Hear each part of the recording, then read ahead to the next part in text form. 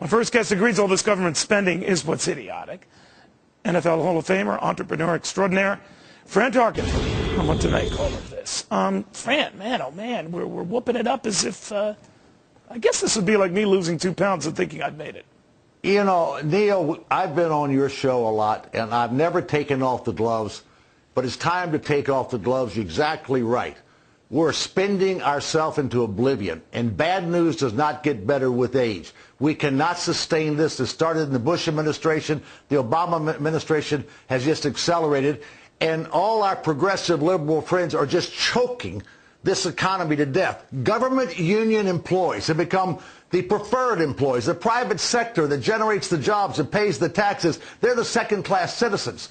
You've got pension plans now, state pension plans that are underfunded by $2 trillion. You've got government employees across this country that can retire at age 50 with 90% of their income intact. They're the ones that are putting the pressure on the Democrats. And the Democrats and this administration will never take issue with cutting the salaries, the benefits, or the number of employees the governments have. Here's where you and I part company a little bit. I don't see the Republicans offering any great inspiration here because I agree with you. When you ask them for specifics, and I've had them all on here, and they all say, oh, we got to watch spending. Well, duh. We got to really rein in entitlement program. Double duh.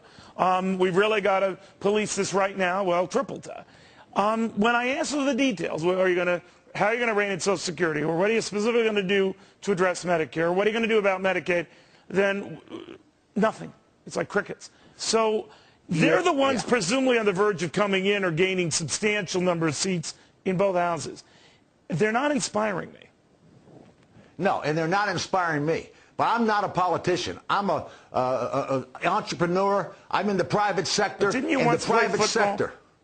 I played football for a while, and I had to earn my living, and when I wasn't good enough, was too old, they got rid of me. But the private sector that I work with, the entrepreneurs who generate the jobs and pay the taxes, liberal, Democrats, Republicans, independents, we're all fed up with this. We're fed up with both parties, but the hope is that if we get a new slot in, and we got to make them just as accountable, but the administration's in there, they've lost it. They have absolutely lost it because President Obama has no idea what the private sector is about. He sits here and calls us fat cats, we're rich, we need to redistribute the wealth, and then we need to reduce the taxes, we need to reduce the estate tax is ridiculous. I work all my life to build companies, and now I pay my taxes, then I've got to pay another 50 to 60% taxes. I don't think he's calling you a fat cat. For one thing, you're not fat. But here's what I think is interesting, and when you look at and pick apart these latest deficit numbers, we've had a 16% surge in spending. Now, what has been offsetting that is just a slight improvement in the economy, not a gangbusters improvement here. So it's as if, you wake up on third base and think you hit a triple. You haven't. You woke up on third base. So I think people are assuming more out of this slight improvement than meets the eye.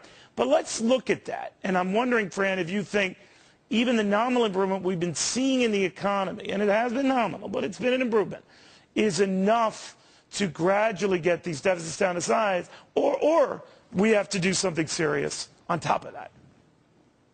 That's not enough. And what he's doing, he's going to tax us more. He's already given us more regulations because he really doesn't understand this private sector and the engine that we are, and he's just stifling us. And as long as that goes on, we're not going to have economic growth because the private sector is going to give us that growth. And the private sector here is angry, and they're holding back because they don't believe, because he doesn't respect us. He doesn't understand us. He doesn't understand that we are the fuel for this economy to get back on its feet, and he's doing nothing to help us, and he's doing everything to hurt us. So you're a no on the Obama reelection. All right. I am not. And I am for the private enterprise, entrepreneur, person who's out there working 24/7. We're not working 4-day work weeks. We're working 7 days a week. We got our families working. We're making sacrifices and to try to build something of value, to provide jobs and provide value. Always love your frankness. How about that? Always love your frankness, buddy. A real quick story. I know we don't know what to say. You were kind enough to give me a signed jersey of yours. Do you know? Yeah. I had a friend offer me $1,000 right up for that jersey. What do you think Well, I let's did? split the money and I'll send you some more. What do you think I did? I hope you kept it. I did. I did. That's right. Now You're I'm a good leasing man. it. Now I'm leasing it. No, seriously, you're the best, buddy. Thank you. Fran Tarkenton. My pleasure.